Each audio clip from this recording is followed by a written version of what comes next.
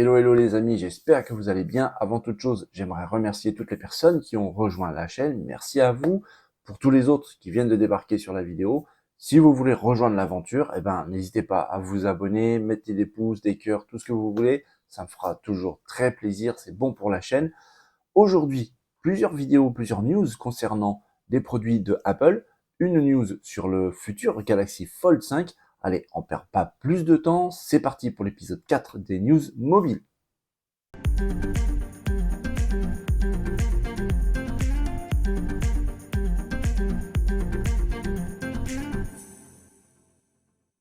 Un célèbre leaker a déclaré sur Twitter que dans le code de iOS 16.4, il y a des nouvelles références qui indiquent que Apple est en train très certainement de travailler et de préparer la sortie de nouveaux AirPods, les AirPods Pro 2 avec de l'USB-C. Oui, Apple est en train de préparer la sortie d'AirPods avec de l'USB-C.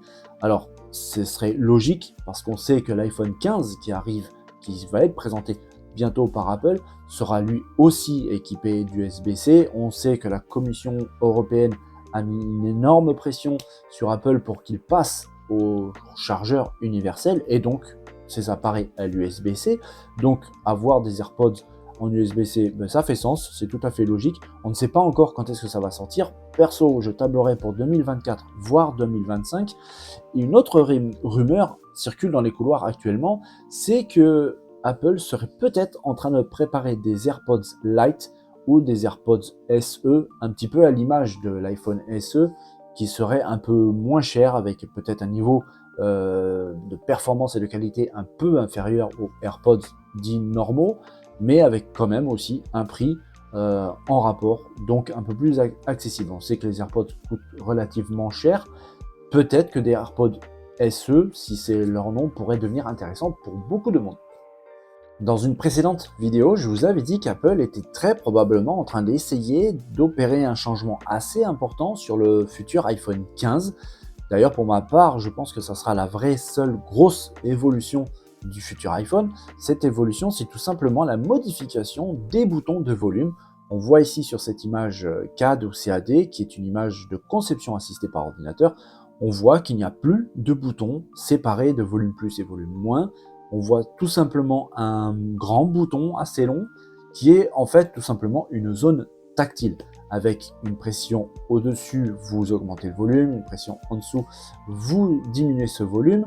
Ce bouton tactile de type capacitif, un peu à l'image de ce qu'on a sur nos écrans de smartphone, pourra capter les différences de pression. Est-ce que Apple va l'utiliser pour pouvoir activer d'autres fonctions, appeler d'autres applications avec un appui par exemple plus ou moins fort, un appui plus ou moins prolongé, ça on ne sait pas, mais en tout cas il est vrai qu'Apple travaille dessus. Très probablement ça sera inclus avec l'iPhone 15.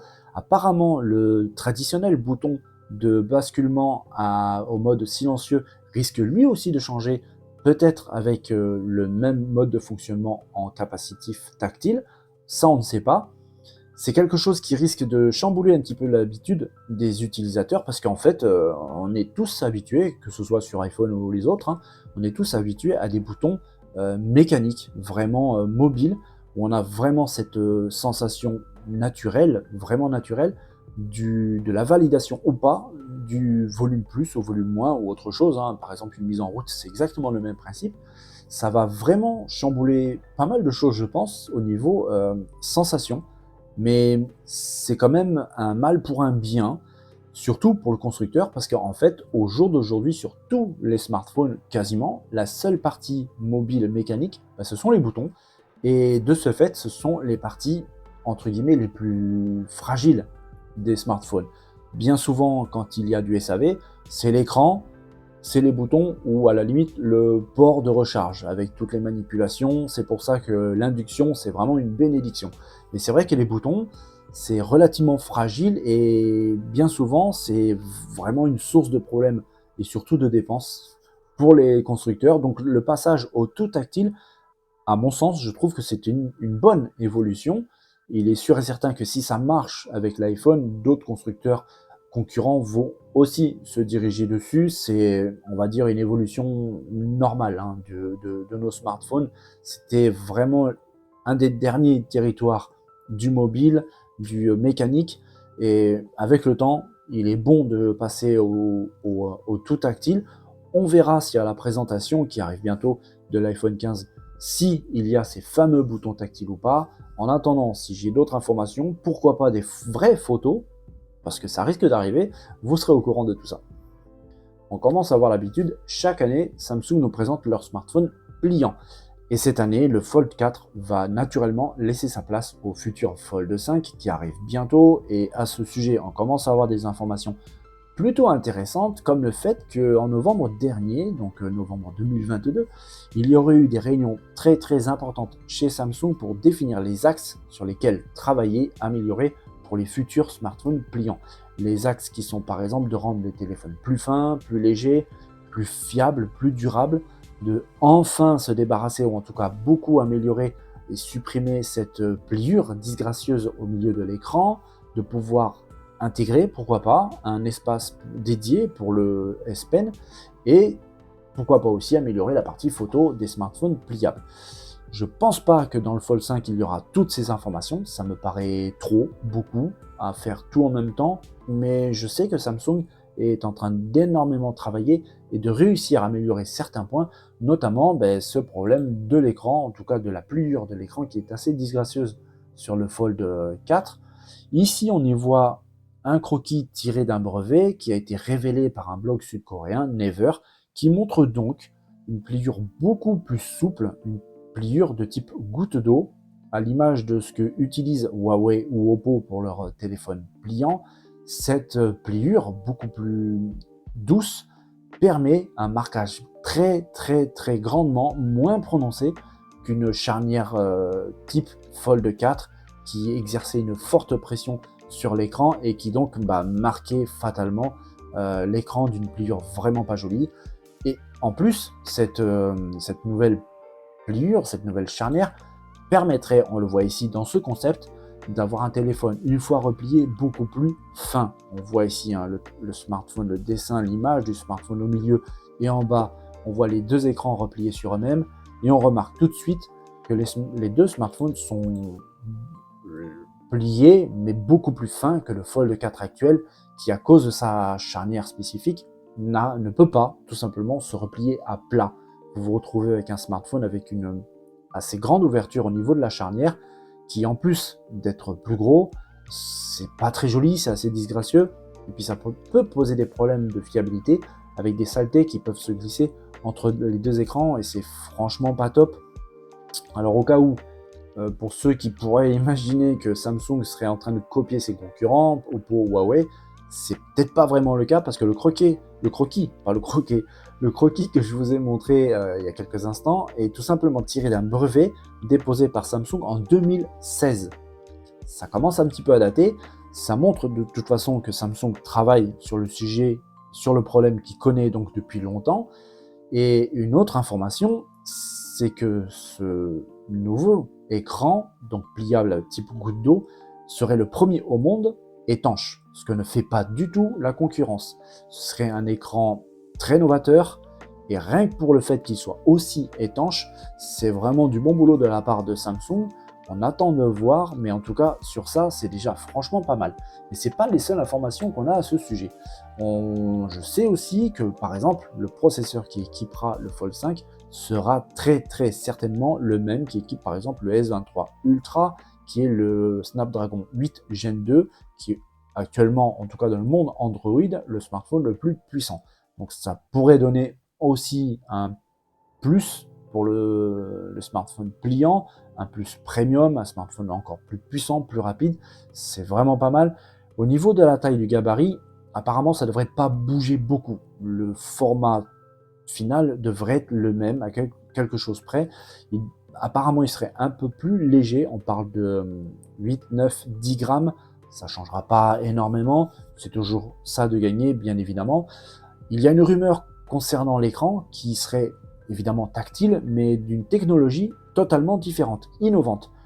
J'en sais pas plus, je sais pas ce que ça veut dire, il n'y a aucune indication là-dessus, mais apparemment la technologie de l'écran tactile du Fold 5 serait vraiment innovante par rapport à la concurrence ou même d'autres smartphones de la même marque. Pour l'instant, j'en sais pas plus.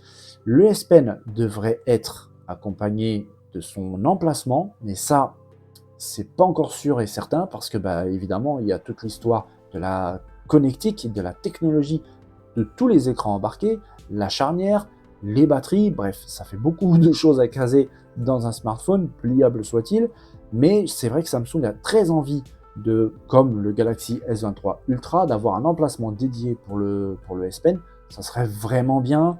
Sincèrement, avec celui-là, je vois un petit peu les possibilités. J'imagine mieux sur un écran pliable, ça serait vraiment encore plus fort. Pour l'instant, c'est pas encore décidé. La partie photo, c'est assez contradictoire. C'est à peu près la même chose que sur un S23 pas ultra, parce que Samsung aurait des petits soucis pour pouvoir intégrer un capteur aussi gros que 200 mégapixels. Donc ça serait un peu plus petit, mais quand même de la qualité des S23, S23 Plus, donc quand même plutôt pas mal. Mais pour l'instant, c'est assez flou. Il n'y a rien de vraiment, vraiment sûr, de vraiment défini.